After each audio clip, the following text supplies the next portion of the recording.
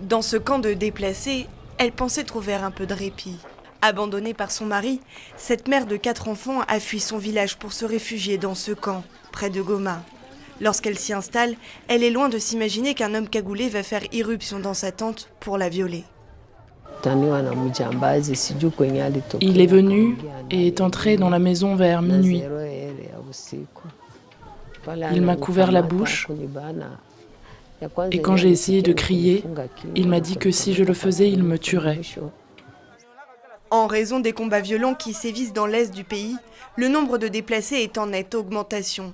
Ils auraient été près d'1 million au cours du premier semestre 2023. Parmi eux, des femmes et des jeunes filles majoritairement. Une fois installées dans ces camps précaires, elles ne sont pas vraiment en sécurité, au contraire, elles sont encore plus vulnérables. Cette survivante raconte vivre dans la peur constante. Quand je suis ici, dans le camp, j'ai peur de voir mes enfants sortir. Parfois, je refuse de les laisser sortir pour ne pas qu'ils soient violés. Je les ai cachés quand j'ai été violée, parce que j'avais peur. Selon Médecins sans frontières, la recrudescence du conflit en RDC aurait entraîné une importante augmentation des agressions sexuelles contre les déplacés.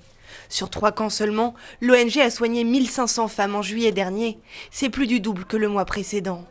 Impuissante face à ces violences, Céline Luanda mise sur la sensibilisation. La plupart des victimes se font violer lorsqu'elles vont dans les champs chercher du bois de chauffage. Ce sont des enfants des rues ou des soldats qui les violent. Alors maintenant, nous sommes là pour sensibiliser les personnes. Une fois qu'une personne est victime d'un viol, elle peut aller facilement au centre de santé. Les survivantes espèrent pouvoir retourner un jour dans leur village et leur famille, mais l'escalade du conflit dans l'est du pays semble rendre difficile cet espoir d'un retour à une vie normale.